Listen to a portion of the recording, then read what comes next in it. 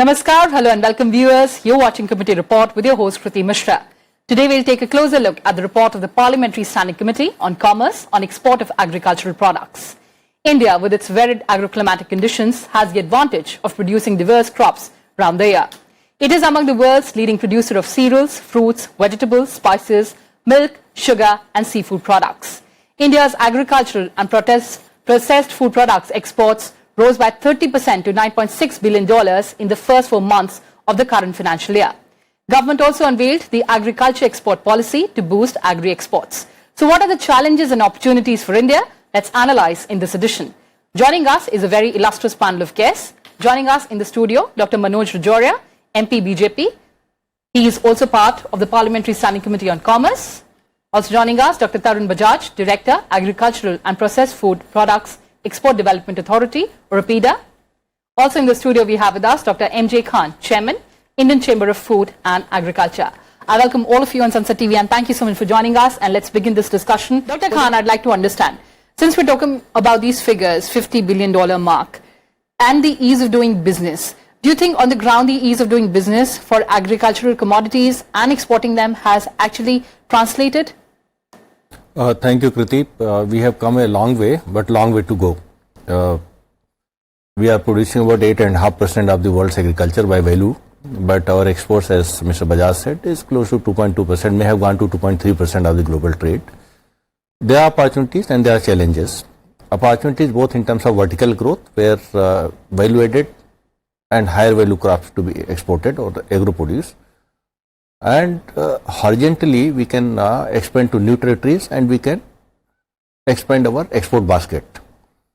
Now the challenges are in terms of infrastructure, the supply chain systems, the value addition, the farmers' awareness and sensitization on the quality parameters and what can perform better on the international market, and also the certification system, including the quality enforcement paraphernalia. So these are the challenges, and since we are on the right track and that figures are also showing up, unfortunately the budget that is required to be allocated for export promotion, that is not there. We are expecting country to move up in exports, but proportionate budget allocation has not been there. So this is the fifth and the most important challenge that we have. So I hope that in the times to come that Government of India responds to the need of the day and supports agricultural exports in much bigger way, so that we move up from 2.2% to 4.2%, 5.2% and so on. Every 1% growth in exports may create 100,000 jobs or more, and foreign exchange of $1 billion or more. So this is the opportunity, and war era and previous to that the COVID era, this actually brought a lot of opportunity for India, and the figures are there for the last 3 years to see. I hope we are on the right track, and the jerky policy decisions at times of banning, that has to be avoided. Even if the same quantities are to be imported back, let the government do that. But banning the exports shatters the confidence of the importers about the country itself, about its policies. So these are some few things that are to be right, Dr. Khan, you raised two very valid points. Let me take that to the lawmaker of the ruling dispensation on our panel today. About the markets, I'd also like to inform our viewers that the largest importers of India's agricultural products are USA, Bangladesh, China, UAE, Indonesia, Vietnam, Saudi Arabia, Iran, Nepal and Malaysia. But Dr. Khan, how do we explore new markets, new destinations?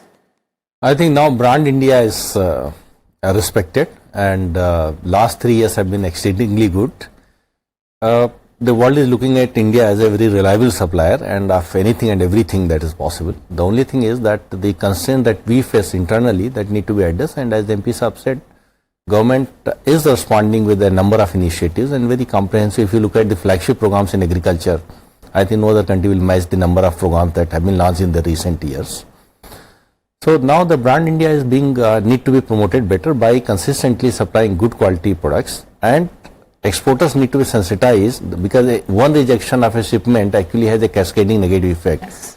So on maintaining consistently the good quality and sending the trade delegation to the new countries which have not been a major blocks with us, also looking at new blocks where the FTAs can be signed, because FTA is not only about trade, of course, it is about the strategic relations also, it is about diplomatic relations also. So therefore, now that blocks that are emerging, the centrality of India, that is being recognized, realized and respected by everyone. So I believe in the years to come, we may not reach our natural level of 8.5% because we are a very large country. But even if next 10 years time, we are able to be in the first 5, we are, I think, currently 8th largest exporter. Tarun ji is the 8th or 7th we are. We need to move up into be the top 5. If that happens, every 1% increase in our participation in the global trade adds about $20 billion more to the export value. Right. So I think these are the opportunities that we need to look at, but quality enforcement is very, very important, along with promoting the brand India itself, which is now being recognized. Right, Dr. Khan, you wanted to make a point quickly, sir. New breed of export startups need to be created because the traditional exporters, they are focusing on large commodities. Right. So new commodities, for example, smart foods, they will be taken up by the new startups. Secondly, that ICT application has to be done on a large scale. For example, traceability system through blockchain technology, which other country can take lead than India because of our expertise in IT sector. And third, of course, what MPs have said, that effectively linking the FPO, there is very strong institutional system at the village level. Right. They need to be forward linked to the export market. So these 3 areas. And fourth, last, if I can make, the course curriculum change at the agriculture university. Yes. There is hardly anything about agricultural exports or trade or agribusiness. That need to be added in that, so that orientation of the BSc agriculture student who pass out, they play a role next 35 years. That is there. Fantastic. I'm so glad that we had a very fruitful discussion. Thank you so much for joining us, Dr. Rajoria, Dr. Bajaj and Dr. Khan. Well, viewers, that's all we have for you in this edition. Thanks for watching and stay tuned to Sunset TV. Goodbye from my side for now.